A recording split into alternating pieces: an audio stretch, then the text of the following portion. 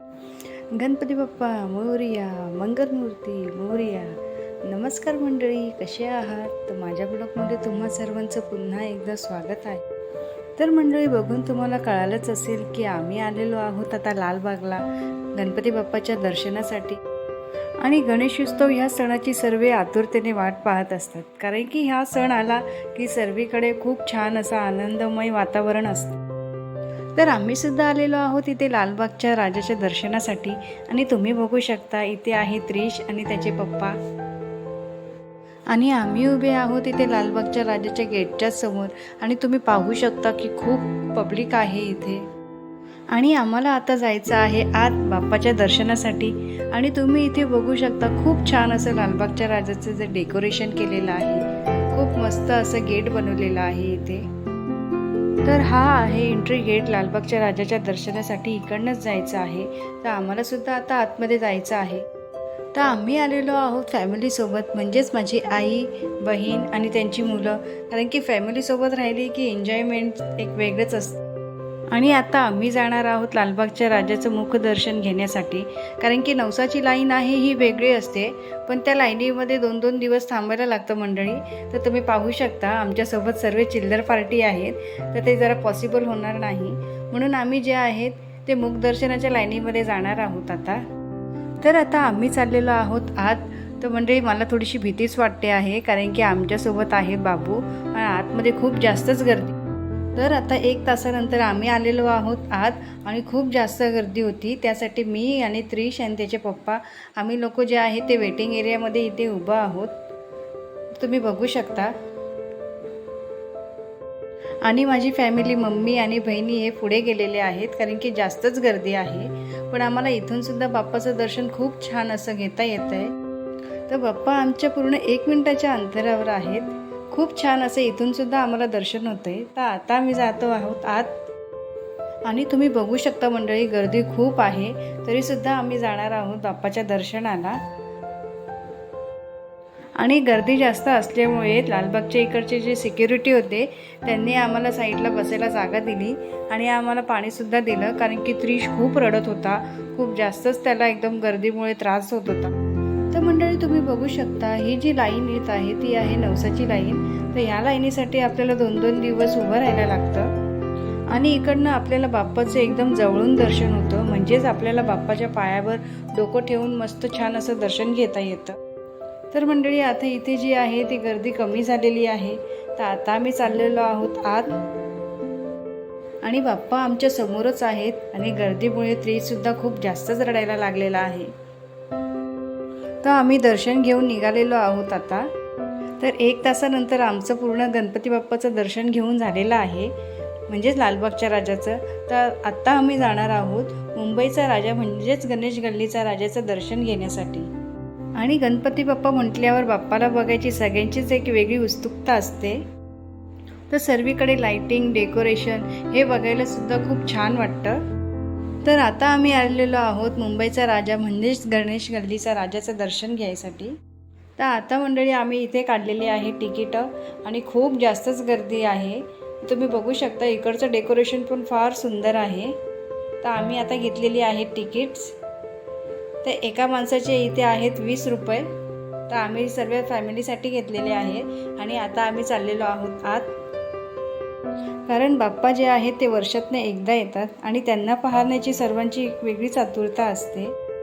आणि सर्वीकडेच अशी गर्दी असते. तर त्या गर्दीमध्ये जग्स जो आहे तो हरवलेला होता आमच्याकडनं.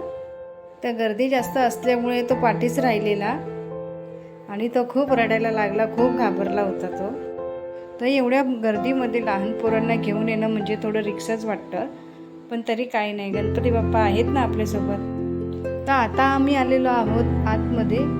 तर तुम्ही बघू शकता खूप छान असं इथे लायटिंगचं डेकोरेशन केलेलं आहे आणि ते बघायला फार सुंदर वाटतंय. आणि आम्ही सर्वजण उभा आहोत लाईनीमध्ये.